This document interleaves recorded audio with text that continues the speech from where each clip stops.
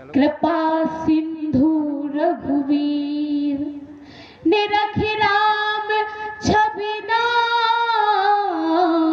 मुख विगत भई सब पीर। भगवान श्री राम के गोद में जटायु जी है।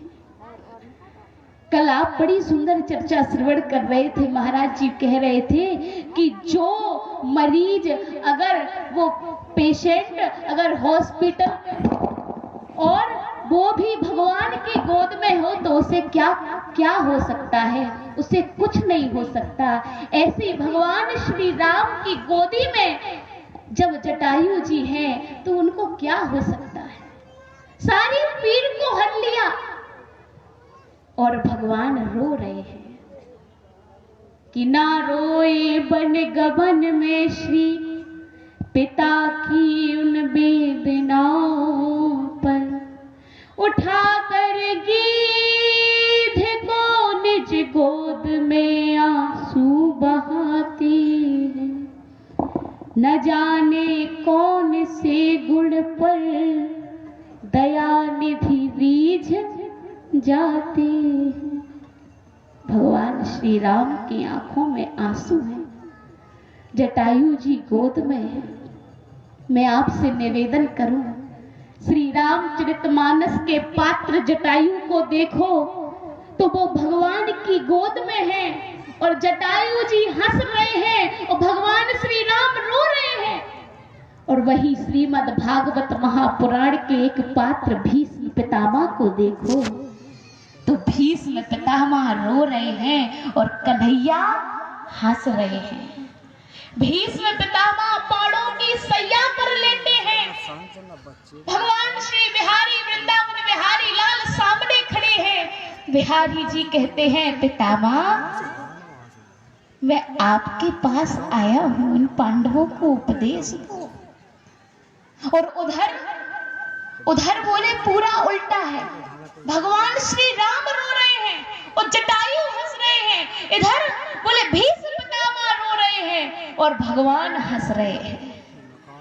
किसी ने पूछा प्रभु एक बात बताओ, आप यहाँ हंस रहे हैं और उधर आप रो रहे हैं, ऐसा क्यों? आपका भक्त भीष्म पितामह भी तो आपका प्यारा भक्त है। 12 भागवतों में से एक नाम भीष्म पितामह का है। तो भीष्म पितामह भी आपका प्यारा भक्त है। तो भीष्म पितामह के सामने आप हंस क्यों रहे हैं और जटायु जी के सामने आप रो क्यों रहे हैं? तो भगवान ने कहा कि जो जटायु जिसमें बल ना होते हुए भी जो नारी की रक्षा के लिए अपने प्राणों की त्याग करके अपने प्राणों की बलि भी न्यौछावर कर दी, उस जटायु के लिए भगवान रो रहे हैं। लेकिन जब भरी सभा में द्रौपदी चिल्ला रही थी कि हे भीष्म पितामह मुझे आपका सहारा है, हे पितामह आप तो मेरी रक्षा कीजिए, दुष्ट दुशासन मेरी साड़ी को खींच रहा है। तो भीष्म पितामह ने अपने सिर को नीचा कर लिया था। भीष्म पितामह में बल होते हुए, भीष्म पितामह में शक्ति होते हुए भीष्म पितामह ने द्रौपदी की रक्षा नहीं की। लेकिन जटायु में ताकत होते हुए भी नहीं, जटायु में न बल था न बल के होते हुए भी महारानी जानकी जी के लिए अपने प्राणों की बलि न्यौछावर कर दी। क्योंकि इन माताओं की रक्षा के लिए, इन बहनों की रक्षा के लिए जो अपने प्राणों तक की बलि न्यौछावर कर दे उसकी भगवान भी हमेशा रक्षा करते हैं। उसके लिए भगवान भी रुदन करते हैं। क्योंकि यत्र नार्यस्तु पूज्यन्ते रमन्ते तत्र देवता। जहाँ नारी का सम्मान होता है, जहाँ बेटियों का सम्मान होता है, वहाँ देवता वास करते हैं। आज के समय में अगर सुन ले कि भैया बेटी हुई है तो घर में ऐसा शोक छा जाता है, ऐसी उदासी छा जाती है कि मानो पता नहीं क्या हो गया, बोझ आ गया। अरे बेटियों को संस्कार दो, बेटियों को ऐसी ऐसी कथाएं सुनाए, बेटियों को अपने देश की महारानी लक्ष्मीबाई की गाथाओं को सुनाए कि अरे बेटी तुमने हमारे भारत देश में जन्म लिया है और तुम में इतनी ताकत ताकत है कि जब हमारी महारानी लक्ष्मीबाई, सारा देश जब गुलाम था और झांसी पर आक्रमण हो गया तो महारानी लक्ष्मीबाई ने हिम्मत नहीं हारी। गोरों की सत्ता के आगे थे जब वीरों के झुके भाल, झांसी पर संकट छाया तो जल उठी सोन की महाज्वाल। अबला कहते थे लोग जिसे जब पहली बार सबल देखी, भारत क्या पूरी दुनिया ने नारी की शक्ति प्रबल देखी। सारी दुनिया मान गया कि ये झांसी की रानी जो शिशु पृष्ठ बांध पर बांध लिया, बलगाए साधी दांतों में, फिर होकर के घोटक सवार गह लिए निज हाथों में, और केवल यही प्रार्थना करती है कि मेरा सिर चाहे कट जाए, अस्तित्व नहीं घटने दूंगी, मैं जीऊं या फिर मर जाऊं, झांसी की भूमि बटने नहीं दूंगी, झांसी की भूमि बटने नहीं दूंगी। ये है हमारी भारतीय देश की नारी। इन नारियों को सत्संग में ले जाएं, इन बेटियों को सत्संग श्रवण करवाएं, इन बेटियों को अच्छी अच्छी कथाएं सुनाएं। फिर देखिए, क्योंकि ये बेटी ही है जो अपने परिवार को समझती है। जिम्मेदारियों का बोझ परिवार पे पड़ा तो ऑटो रिक्शा ट्रेन भी चलाने लगी है बेटियां। साहस के साथ बेटियों ने अंतरिक्ष भी भेद डाला और वायुयान भी उड़ाने लगी है बेटियां। और कितने उदाहरण ढूंढ के लाऊं, हर एक क्षेत्र शक्ति आजमाने लगी है बेटियां। वीर की शहादत को, अर्थी को कांधा देकर आज शमशान तक भी जाने लगी है बेटियां, आज शमशान तक भी जाने लगी है बेटियां। जो वीर जवान शहीद हो जाते हैं देश के लिए, जिनकी यहाँ बेटा नहीं है केवल बेटी है, तो बेटी भी वो सब कार्य करती है। लेकिन बेटियों को सुंदर शिक्षा दे, बेटियों को सुंदर सत्संग में ले जाए, बेटियों को स्वाभिमानी बनाए, बेटियों को अपनी देश की हर एक सुंदर नारी की शिक्षा दे, तो ये बेटियां आपके कुल का नाम रोशन करेंगी। क्योंकि इन बेटियों में वो ताकत है, इन बेटियों में वो ताकत है। इसीलिए इनको सुंदर शिक्षा दें। क्योंकि राम नहीं मिलते ईंटों बादारों में, राम मिलते हैं निर्धन की आंसू धारों में। राम मिले हैं घायल पड़े जटायु को, राम मिले हैं पंचवटी की छाओं को, राम मिले हैं अंगद वाले पांव को, और राम मिलते हैं माताओं मर्यादा के जीने में। राम मिले हैं हनुमान के सीने में, राम मिले हैं हनुमान के सीने में। राम मिले हैं सीता माँ की पावनता को, राम मिले हैं मैया कौशल्या के भाव को, राम मिले हैं अनसुईया माँ के प्रेम को, और राम नहीं मिलते झूठे माला के फेरों में, राम मिले हैं सबरी के झूठे बेरों में, राम मिले हैं सबरी के झूठे बेरों में। अपने जीवन में मर्यादा लाएं। इनमें बहनों से कहना चाहती हूँ, सुंदर सत्संग करें तो हमारी और आपकी रक्षा के लिए ये सारा देश खड़ा है। भगवान श्री राम रो रहे हैं, कहते हैं तात अपने तन को रखिए, जल भरी नयन कहत रघुराई, तात करम निज ते गति पाई। गोस्वामी जी महाराज कहते हैं प्रभु के आंखों में आंसू हैं और गोद में जटायु जी हैं। भगवान की आंखों में आंसू है, भगवान रो रहे हैं। किसी ने गोस्वामी जी महाराज से पूछा, बाबा यहाँ आप लिख रहे हो जल भरी नयन कहत रघुराई, तो क्या जल केवल नैनों में भरा है? क्या नैनों से जल गिर नहीं रहा है? क्या केवल नैनों में ही है?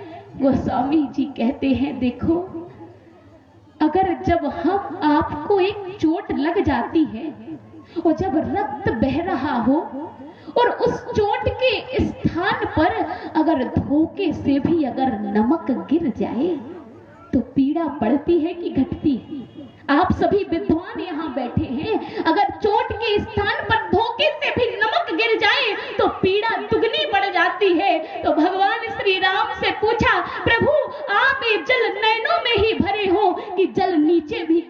है। भगवान ने कहा मेरी गोद में जटायु है और जटायु के पंख कटे हैं, जटायु के शरीर से रक्त बह रहा है और उसके रक्त के स्थान पर अगर मेरी आंख का आंसू गिर गया, क्योंकि आंख के आंसू में वो खारापन होता है, आंख के आंसू में सोडियम क्लोराइड NaCl भी होता है, अगर वो धोखे से वहां पर गिर गया तो मेरे जटायु की पीड़ा दुगनी बढ़ जाएगी, मेरी जटायु की पीड़ा दुगनी हो जाएगी। इसलिए भगवान श्री राम अपनी आंख में आंसू कहते हैं कि हे तात, आपसे मैं बहुत कह रहा हूं कि तन को रखिए, लेकिन जटायु जी ने कहा कि जाकर नाम मरत मुख आवा, अधमऊ मुकुट होई श्रुति गावा।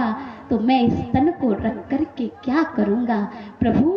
भगवान श्री राम ने कहा ये आपके कर्मों का फल आज आप जो गति में आपको देने जा रहा हूं। भगवान श्री राम ने कहा हे तात, आप जा तो रहे हैं लेकिन मेरा एक निवेदन है। जटायु जी ने कहा कौन सा निवेदन। भगवान श्री राम ने कहा प्रभु आप जाओगे तो आपको मेरे पिताजी मिले और पिताजी जब पूछें तो सीता के हरण की बात मत कहना। सीता हरण तात सन कहम पिता सन जाए, जो मैं राम कुल सहित कहि दसानन आए। जो मैं राम हूं तो कुल के सहित इस बात को रावण ही बताएगा, आप मत कहना। भगवान की बात को सुनकर के सुंदर रूप धारण करते हुए जब गीधराज जाने लगे तो कहने लगे प्रभु मैं जा तो रहा हूं लेकिन मुझे आपकी भक्ति चाहिए, क्योंकि भक्ति के बिना कैसे रहूं, मैं आपका नाम रटता रहूं। अविरल भगति मांग वर गीत गयो हरि धाम। तो ये जो सुंदर गति मिली है जटायु जी को, एक कैसे मिली है वो स्वामी जी महाराज कहते हैं कि एक गति जो मिली है जटायु जी को ये सबको मिल सकती है, सबको मिल सकती है। केवल एक बात हम और आप में होनी चाहिए। कौन सी बात? वो स्वामी जी महाराज कहते हैं परहित सरस धर्म नहीं भाई, परहित सरस धर्म नहीं भाई, पर पीड़ा सम नहीं अधमाई, पर पीड़ा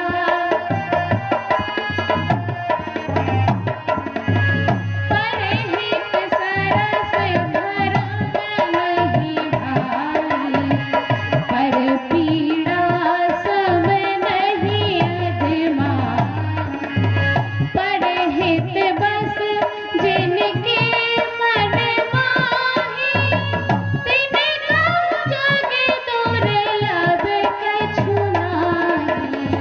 श्री राम जय जय राम, श्री राम जय जय राम। तो ऐसे जटायु जी महाराज कहे अंगद विचार मन माही, और धन्य जटायु सब को नाही, राम काज कारण तन त्यागी, हरिपुर गयो परम बड़ भागी। तो ये बड़ भागी है और हम सभी भी जे सुन सादर नर बड़ भागी, भव तरिहहि ममता मद त्यागी। इन्हीं सद्भावनाओं के साथ यहाँ इस आश्रम में आकर के पिछले वर्ष भी आप सभी का दर्शन करने का सौभाग्य मिला था, और इस वर्ष भी सभी संत महापुरुष और इस यज्ञ नारायण भगवान का दर्शन करने, स्वामी जी सभी का दर्शन करने का सौभाग्य मुझे प्राप्त हुआ। बड़ा आनंद आया। हमारे भैया जो तिवारी जी हैं इनका बड़ा प्रेम स्नेह है, भाभी जी सभी आप सभी से मिलकर के बड़ा अच्छा लगा। इन्हीं सद्भावनाओं के साथ मैं इस पुष्पांजलि को ठाकुर जी के चरणों में समर्पित करती हुई आप सभी को बारंबार संत समाज को, क्योंकि संत समाज से केवल मैं एक ही वस्तु मांगती हूँ कि हे प्रभु आप सभी भगवान के प्रेमी हैं, संत सरल चित्त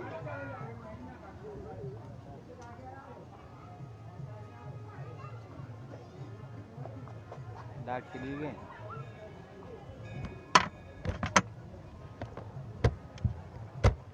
काल फूंक डालो ससन में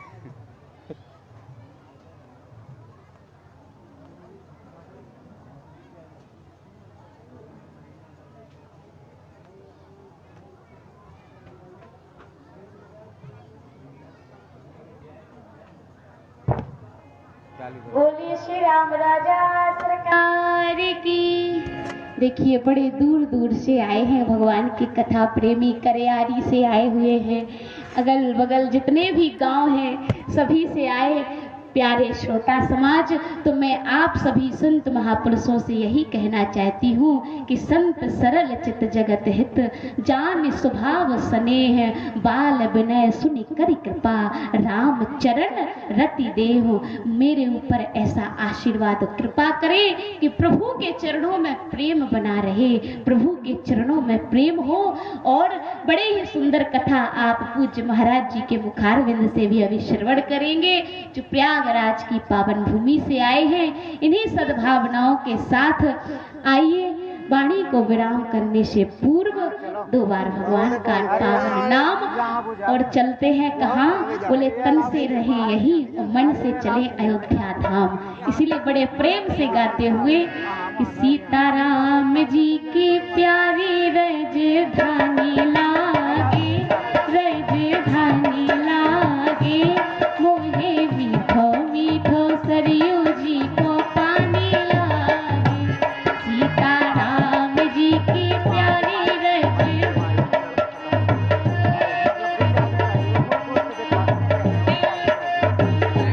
जी को मीठा मीठा पानी लागे, जन्म भूमि अति पावन जग में रघुवर राम लला की, जन्म भूमि पावन रघुवर राम लला की, स्वयं जगत के मालिक बैठे, शोभा बरन न जाए देखो लक्ष्मण जो के किला की, शोभा बरन न जाए देखो लक्ष्मण जो के किला की, सीताराम जी की शोभा अति प्यारी लागे, अति प्यारी लागे, माहे मीठो मीठो सरयू जी को पानी लागे, सीताराम जी की प्यारी रवे न्यारी लागे, छबे न्यारी लागे, ओए मीठो मीठो सरयू जी को पानी लागे, धन्य कौशल्या धन्य के कई धन्य सुमित्रा मैया, धन्य कौशल्या धन्य के कई धन्य सुमित्रा मैया, धन्य भूप दशरथ के अंगना हो, धन्य भूप दशरथ के अंगना, खेले चारों भैया उनकी, धन्य भूप दशरथ के अंगना, खेले चारों भैया, सीताराम जी की शोभा अति प्यारी लागे, अति प्यारी लागे, मोहे मीठो मीठो सरयू जी को पानी लागे, श्री राम जी की प्यारी राजधानी लागे, राजधानी लागे, मोहे मीठो मीठो सरयू जी को पानी लागे, मर राम छावनी रंग महल हनुमान गढ़ी अति सुंदर, मर राम छावनी रंग महल हनुमान गढ़ी अति सुंदर, और स्वयं जगत के मालिक बैठे हो, स्वयं जगत के मालिक बैठे कनक भवन के अंदर, सीताराम नाम की धुन बड़ी प्यारी लागे, बड़ी प्यारी लागे, मोहे मीठो मीठो सरयू जी को पानी लागे, राम जी की प्यारी। हेलो, हाँ, बिटिया को 10 मिनट टाइम और ले ले हुए हैं। सभी जनता की मांग है 10-15 मिनट थोड़ा सा और आगे बढ़ाएं आप। सच्चिदानंद, हाँ, श्री संत महापुरुषों की तरफ से बिटिया रत्नेश्वरी जी को बहुत बहुत शुभ आशीर्वाद है। इसी तरह से कथा सदा कहती रहें। बहुत बहुत शुभ आशीर्वाद है। आगे बढ़ें और जो है 15 मिनट और आगे बढ़ें। सद्गुरु भगवान की। हाँ, हाल अभी संतों का आशीर्वाद हाल मिल गया। आगे बढ़ें। ओम। बोलिए श्री हनुमान जी महाराज की। देखो, जिस प्रकार जब नदी में एक नाव चल रही हो तो उस नाव को चलाने वाले जिस तरह केवट भैया होते हैं, इसी तरह ये जो श्री रामचरितमानस सम्मेलन है, वेदांत सम्मेलन है, इस नाव के केवट भी संचालक जी महाराज चिदानंद जी महाराज हैं। अब चाहे ये रोक दें और चाहे चलाते रहें, इनके हाथ में है। अब पहले तो कह दिया था कि एक, तो उस हिसाब से चले। अब बोले फिर चलो, तो इसलिए चलो जैसी भगवान की इच्छा, जैसी ठाकुर जी की इच्छा। तो कहाँ थे? सीताराम जी की प्यारी राजधानी लागे, राजधानी लागे, माह मीठो मीठो सरयू जी को पानी लागे। सीताराम जी की प्यारी राजधानी लागे, राजधानी लागे, मोए मीठो मीठो सरयू जी को पानी लागे। मोहे मीठो मीठो सरयू जी को पानी लागे, मोए मीठो मीठो सरयू जी को पानी लागे। बोलिए श्री राम राजा सरकार की जय। तो ऐसा इस पावन संत समाज, बाबा गोस्वामी जी महाराज कहते हैं कि संत सरल चित्त जगत हित। किसी ने पूछा, बाबा एक दोहा तो आपने लिख दिया कि संत सरल चित्त जगत हित, लेकिन एक बात बताओ, इस सरल होता क्या है? मैंने तो कई ऐसे संतों को भी देखा कि देखने में तो सरल, लेकिन ऐसा क्रोध आ जाए। महाराज दुर्वासा ऋषि को देख लो, डरते थे लोग कहीं श्राप ना दे दें। महाराज शकुनी के पास आए, दुर्योधन जी के पास आए तो भोजन कर रहे थे, तो शकुनी जी ने सोचा, मामा ने, कि अगर ये चले जाएं पांडवों के यहाँ तो क्या होगा, क्योंकि अकेले जाते नहीं थे दुर्वासा जी, इनके साथ 60,000 शिष्य साथ में जाते थे। तो अब दुर्योधन के यहाँ तो खूब भोजन प्रसादी है, तो खूब प्रेम से पा रहे, लेकिन अगर ये दुर्योधन की यहाँ तो ठीक है आ गए, अगर युधिष्ठिर के यहाँ चले जाएं, उनका चल रहा है अज्ञातवास, भोजन नहीं मिलेगा तो अभी इनको श्राप मिल जाएगा, और जो भूमिका बन रही है युद्ध की तो सब अभी हो जाएगा जब श्राप मिलेगा। जैसे ही महाराज दुर्वासा ऋषि से किस प्रकार कहा, बोले बाबा जिस प्रकार आपने दुर्योधन जी के ऊपर कृपा की, तो हमारी इच्छा है ऐसी कृपा पांडवों पर भी हो जाए,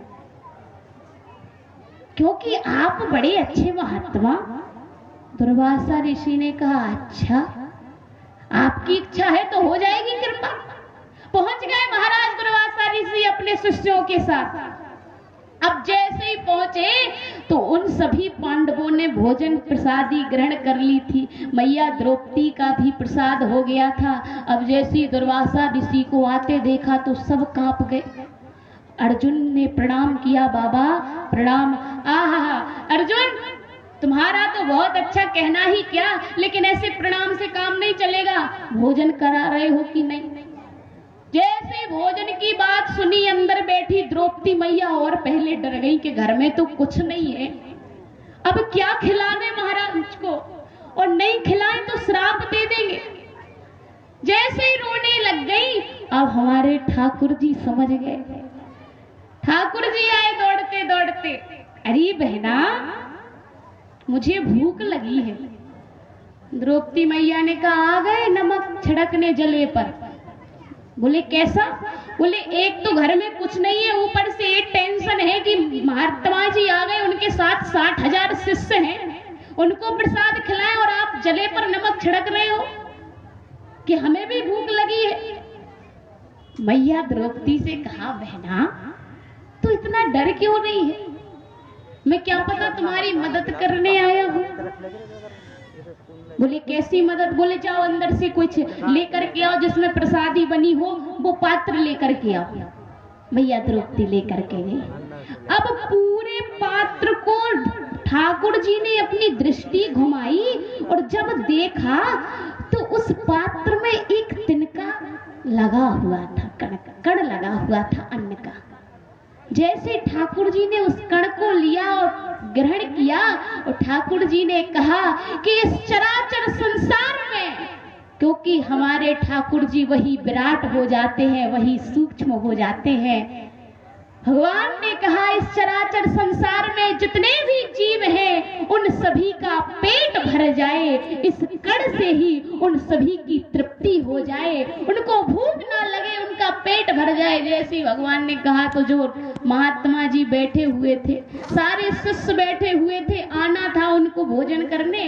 अब शिष्य कहने लगे बाबा महाराज इच्छा नहीं है, स्नान तो भले हो गए लेकिन अब भोजन करने की इच्छा ही नहीं हो रही। ऐसा लग रहा है कि बहुत पेट भरा है, अगर खाएं तो बमन हो जाए, इसलिए बाबा इच्छा नहीं है। दुर्वासा ऋषि ने कहा इच्छा तो हमारी भी नहीं है, पता नहीं कौन सा जादू क्या हो गया, एकदम से डकार पर डकार आ रही है। लेकिन कहा आपने कहा है इंतजार कर रहे होंगे पांडव, चलो चल करके दर्शन कर आए, दर्शन ही दे दें, आशीर्वाद दे दें। बोले हाँ हाँ चलो। अब जैसे ही गए ठाकुर जी का दर्शन किया और पांडवों से कहा अरे पांडवों तुम हमेशा प्रसन्न रहो, तुम्हारी विजय हो, लेकिन मुझे अभी भूख नहीं है, अभी प्रसाद ग्रहण नहीं करना। ऐसे संत महाराज तो बोले सरल क्या है? और बोले जो सरल होते हैं उन्हीं से जगत का हित होता है। आप कह रहे हो कि संत सरल चित्त जगत हित, बोले इस सरल क्या है, इसकी डेफिनेशन बताइए, इसको परिभाषित कीजिए, इस सरल क्या है? तो वो स्वामी जी महाराज कह रहे हैं कि संत वास्तव में सरल होते हैं। तो बोले सरल, बोले सरल में कितने अक्षर हैं? 3 अक्षर हैं। सा से सीता जी, रा से राम जी और ला से लक्ष्मण जी। जिनके हृदय में श्री सीता राम लक्ष्मण होते हैं वही संत सरल होते हैं और उन्हीं संतों के द्वारा जगत का हित होता है। तो ऐसे संतों के सानिध्य में हम और आप बैठे हैं और इन्हीं सत्संग का फल महाराज यही है कि संतों का दर्शन हो रहा है। महाराज जब भगवान श्री राम का दर्शन किया भरद्वाज ऋषि ने तो कहा प्रभु आज तक जितनी पूजा की है, जितनी साधना की है, उस सभी साधन का फल आज मिला है कि भगवान का दर्शन हो रहा है। लेकिन जब वहां श्री भरत जी महाराज का आगमन हुआ और जब भरत जी का दर्शन किया तो भरद्वाज ऋषि ने कहा कि आज मुझे पता चल गया कि भगवान के दर्शन का फल क्या है। लोग कहते हैं कि मैंने इतनी पूजा की है, मैंने इतनी वंदना की है, मैंने इतनी कथाएं सुनी है, मैंने इतना जप किया है, उसका फल क्या है? भरद्वाज ऋषि खुद कहते हैं कि मैंने भगवान श्री राम का दर्शन जो किया उसका फल ये है कि आज मेरे आश्रम में भरत जैसा महात्मा आ गया, भरत जैसा साधु आ गया, क्योंकि भगवान श्री राम के दर्शन का फल भी श्री भरत जी महाराज का दर्शन, श्री संत भगवान का दर्शन। आइए हम और आप अब समय को देखते हुए अब फिर कभी जब भगवान की कृपा होगी तो ठाकुर जी की कथा होगी और इस समय हम अभी सभी माताओं को बारंबार नमन करते हुए प्रणाम करते हुए 2 बार भगवान का पावन नाम आप सभी भक्तों से मिलकर के बड़ा आनंद आता है क्योंकि इतने प्यारे भक्त हैं। तो 2 बार पावन भगवान का नाम।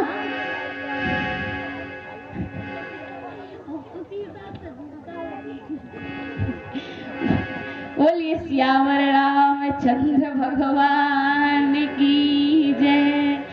हमारे संचालक जी महाराज कह रहे हैं कि 15 मिनट और। पहले से ही आप कहते कि बेटी इतना समय तो पहले पूरा कट कर देते और फिर कहते कि चलो कोई बात नहीं, आइए। भगवान श्री राम की कथा तो अनंत है, हरि अनंत, हरि कथा अनंत। भगवान श्री राम ने जब गीधराज जटायु का सुंदर उसको भक्ति प्रदान कर भगवान अपने धाम में गीधराज जी को भेजा। लक्ष्मण जी ने कहा प्रभु अब कहाँ चले? बोले चलो यात्रा को आगे बढ़ाएं। किस यात्रा को? बोले जानकी जी की खोज को। जब आगे गए तो बड़े सुंदर आश्रम में जाना। कैसा आश्रम? जहाँ गुरुदेव भगवान ने बैठ कर के भजन किया, जहाँ गुरुदेव भगवान अपने शिष्यों से कह दे कि बेटा हमेशा भगवान का भजन करना, ऐसे भजन करते करते तुमको भगवान मिल जाएंगे। जो गुरु के वचन को अपने जीवन में मान ले उसको भगवान तुरंत मिल जाते हैं। गुरु भगवान जे गुरु चरण रेणु सिर धरहि। जो भगवान श्री गुरुदेव भगवान के चरण की धूलि को अपने सिर पर रखते हैं उनको परमात्मा मिल जाते हैं, उनका जगत में वैभव हो जाता है। किससे कहा? माँ सबरी, माँ सबरी सबर जात में जिसका जन्म हुआ। विवाह की तैयारियां घर पर हो रही थी। माँ से कहा माँ एक दिन सबका जन्म होगा, सब बड़े होंगे, फिर मृत्यु होगी। पुनरपि जन्मम पुनरपि मरणम पुनरपि जननी जठरे शयनम। इस संसार चक्र में हमें पड़ना नहीं है, इससे हमें मुक्ति पानी है। मुक्ति कैसे मिलेगी? बोले मुक्ति तो तभी मिलेगी जब गुरुजी मिल जाएंगे। बोले जब गुरुजी मिल जाएंगे तो भगवान भी मिलने में दूर नहीं है। और मैं आपसे एक निवेदन और करूं, अगर आपसे भगवान रूठ जाए कोई बात नहीं, हमारे पास एक रास्ता है। अगर आपसे भगवान रूठ जाए तो आप गुरुजी के द्वार पर जा सकते हैं। हरि रूठ